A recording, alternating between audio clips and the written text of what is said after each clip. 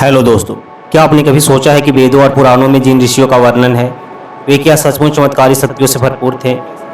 क्या वाकई किसी मनुष्य के पास ऐसी क्षमताएं हो सकती हैं कि वह बिना कुछ कहे आपके मन की बात जान ले? एक स्थान पर बैठा हुआ व्यक्ति दूर दराज की घटनाओं को देख ले, या फिर वर्षों तक बिना अन्न बिना जल के जीवित रह सके। सुनने में यह बातें किसी कल्पना से कम नहीं लगती, परंतु जब हम भारत के प्राचीन ग्रंथों को पढ़ते हैं और ऋषियों की तपस्या को समझते हैं तो ये सवाल उठता है, क्या सच में इन महापुरुषों के पास कुछ ऐसी शक्तियाँ थी जिन्हें आज का विज्ञान भी नहीं समझ पाया? इस डॉक्यूमेंट्री में हम आपको ले चलेंगे उस अद्भुत यात्रा पर जहाँ विज्ञान और अध्यात्म की समाएं मिलती हैं।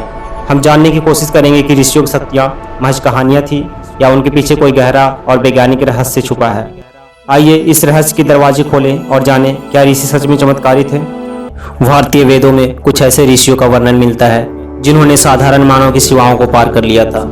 ऋग्वेद में ऋषि वशिष्ठ की तपस्या का वर्णन मिलता है। वे ऐसे ज्ञानी थे जो अपनी चेतना से अग्नि को नियंत्रित कर सकते थे।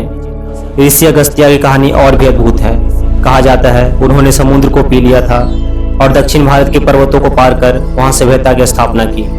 क्या ये सब प्रतीकात्मक कथाएं हैं या फिर इनमें छुपा है कोई वैज्ञानिक सत्य? ऋषियों को त्रिकालदर्शी कहा गया, यानी भूत, भविष्य और वर्तमान को एक साथ देखने वाले। ऋषि नारद को देवदूत की उपाधि मिली क्योंकि वे बिना किसी वाहन के ब्रह्मांड की यात्रा कर सकते थे। उस युग में कोई टेक्नोलॉजी नहीं थी, फिर भी ये महापुरुष असंभव को संभव कर रहे थे। वेदों में रिद्धि और सिद्धि दो अलग अलग अवस्थाओं का वर्णन है। सिद्धियां यानी वो शक्तियां जो मनुष्य साधना से अर्जित करता है, जैसे दूरदृष्टि, शरीर को सूक्ष्म करना, उड़ना और अन्य शक्ति को प्राप्त करना। क्या ये सब सिर्फ अलंकार हैं या अज्ञात विज्ञान का हिस्सा? जब हम ऋषियों की शक्तियों की बात करते हैं तो सबसे पहले एक सवाल मन में आता है, क्या ये बातें वैज्ञानिक रूप से संभव हैं?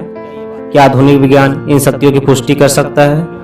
आज न्यूरोसाइंस और क्वांटम फिजिक्स जैसे क्षेत्र इस दिशा में कुछ उत्तर देने की कोशिश कर रहे हैं। जैसे ध्यान की अवस्था में EEG मशीन यह दिखाती है कि व्यक्ति के मस्तिष्क में अल्फा, थीटा और गामा वेव्स सक्रिय होते हैं। ये वे आवृत्तियां हैं जो आम मनुष्य में केवल अत्यंत शांत या गहन ध्यान की स्थिति में उत्पन्न होती है। कुछ वैज्ञानिकों का मानना है कि जब मस्तिष्क इस स्तर पर काम करता है तब इंसान को ऐसे अनुभव हो सकते हैं जिन्हें वो चमत्कार समझ बैठता है, जैसे समय का रुकना, शरीर से बाहर की यात्रा या मानसिक संचार। ऋषियों ने इन अवस्थाओं को ध्यान, समाधि और संकल्प कहा। उन्होंने चेतना की उस ऊंचाई तक पहुंचना सिखाया जहां भौतिक नियम सीमित हो जाते हैं। तो क्या ऋषियों की शक्तियां वास्तव में उन मानसिक और आत्मिक स्थिति की परिणति थी जिसे आधुनिक विज्ञान अब धीरे धीरे समझ रहा है?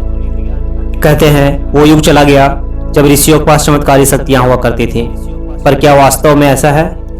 आज भी हिमालय की बर्फीली कंदराओं में घने वनों के बीच ऐसे साधु मिल जाते हैं जो विज्ञान की समझ से परे हैं। कुछ बिना भोजन के वर्षों तक जीवित रहते हैं, कुछ -45 डिग्री सेल्सियस तापमान में भी अपना शरीर जलवायु के अनुसार नियंत्रित कर लेते हैं, वो भी निर्वस्त्र। डॉक्टरों ने कई बार इन साधुओं की चिकित्सा जांच की, पर कोई ठोस वैज्ञानिक स्पष्टीकरण नहीं मिला। एक साधु पर MRI स्कैन किया गया, पाया गया कि ध्यान के दौरान उसका मस्तिष्क ऐसे हिस्सों को सक्रिय कर रहा है जो सामान्यतः निष्क्रिय रहते हैं। तो क्या यह वही सिद्धि है जिसकी बात ऋषियों ने की थी? कुछ साधु केवल छूकर रोग ठीक कर देते हैं, तो कुछ बिना बोले संवाद कर लेते हैं। क्या ये कोई जादू या चेतना की उस ऊंचाई की झलक है जहां आत्मा और ब्रह्मांड एक हो जाते हैं? ये घटनाएं यह सोचने पर मजबूर करती हैं, अगर आज के युग में ऐसा संभव है तो हजारों वर्ष के पहले के तपस्वी ऋषियों की शक्तियां क्या वास्तव में सत्य नहीं थी? भारत की सनातन परंपरा कहती है अहम ब्रह्मास्मि, अर्थात मैं ही ब्रह्म हूँ। इसका अर्थ यह नहीं कि कोई व्यक्ति ईश्वर बन गया, बल्कि यह कि प्रत्येक आत्मा में वही दिव्यता समाहित है जो संपूर्ण ब्रह्मांड में व्याप्त है। ऋषियों ने इसी सत्य को जाना और यही बना उसकी सबसे बड़ी शक्ति, आत्मज्ञान। ऋषियों के अनुसार मनुष्य के भीतर ही पूरा ब्रह्मांड है। हमारे शरीर में 7 चक्र होते हैं जिनके माध्यम से ऊर्जा का प्रवाह होता है। यह साधक ध्यान, संयम और साधना के द्वारा इन चक्रों को जागृत करता है, तो वह शरीर और मस्तिष्क के सीमाओं से परे जाकर चेतना के उस स्तर पर पहुंच सकता है जहां उसे सिद्धियां प्राप्त होती हैं। ब्रह्म ज्ञान केवल ज्ञान नहीं था, वह अनुभव था। ऋषियों ने इसे आत्म साक्षात्कार कहा, जहां न मृत्यु का भय रह जाता है, न भूतकाल और भविष्य का कोई अर्थ। वहाँ केवल शुद्ध ऊर्जा, शांति और अपार सामर्थ्य होती है। आज विज्ञान उस सत्य को समझने की कोशिश कर रहा है जिसे ऋषियों ने वर्षों पहले अनुभव कर लिया था कि आत्मशक्ति ही परम शक्ति है। जब हम ऋषियों की बात करते हैं तो एक नाम बार बार सामने आता है, भगवान शिव। उन्हें आदि योगी कहा गया। उन्होंने ब्रह्म ज्ञान, योग शक्ति और ध्यान की पराकाष्ठा को प्राप्त किया था। शिव ने अपने ज्ञान को केवल मौन में नहीं रखा, बल्कि सप्तऋषियों के माध्यम से उसे इस सृष्टि में प्रसारित किया। यही सप्तऋषि हुए थे जिन्होंने मानव सभ्यता को ध्यान, आत्मशक्ति और तप का मार्ग दिखाया। सप्तऋषि वशिष्ठ, विश्वामित्र, अत्रि, भरद्वाज, जमदग्नि, गौतम और कश्यप ये केवल व्यक्ति नहीं थे, बल्कि ऊर्जा की वे धाराएं थीं जिन्होंने योग और वेदों की नींव रखी।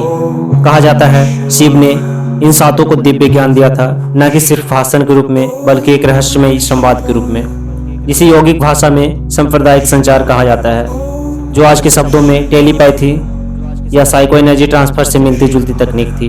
वो ज्ञान इतना गहरा था कि इन ऋषियों ने पूरे ब्रह्मांड के कार्यकलापों को समझा। उन्होंने केवल शास्त्र नहीं रचे, बल्कि चेतना को उस राह को खोला जहाँ पहुंचकर इंसान स्वयं को ब्रह्म महसूस कर सकता था। ऋषियों की शक्तियाँ एक रहस्य जो समय के साथ और गहरा होता गया। क्या वे सचमुच असाधारण थे, या उन्होंने उस साधना को पा लिया था जिससे हर मानव परम शक्ति को छू सकता है? शायद इस सवाल का उत्तर हमारे भीतर ही छुपा है। जब हम शांत बैठकर आत्मा को संवाद करते हैं तो हम महसूस करते हैं वो शक्ति, वो ऊर्जा, वो प्रकाश हमारे अंदर भी मौजूद है। फर्क बस इतना है कि उन्होंने उसे पहचान लिया था और हम अब भी तलाश में हैं। तो अगली बार जब आप ध्यान में बैठें या खुद से सवाल करें, याद रखें आप केवल शरीर नहीं, एक दिव्य शक्ति का अंश हैं। अगर आपको यह वीडियो पसंद आया हो तो चैनल को सब्सक्राइब करें, वीडियो को लाइक करें और कमेंट करके बताएं कि आप मानते हैं कि ऋषियों के पास सच में शक्तियाँ थी। आपका एक लाइक, एक कमेंट हमें ऐसे ही गहराई वाली कहानियों को लाने की प्रेरणा देता है।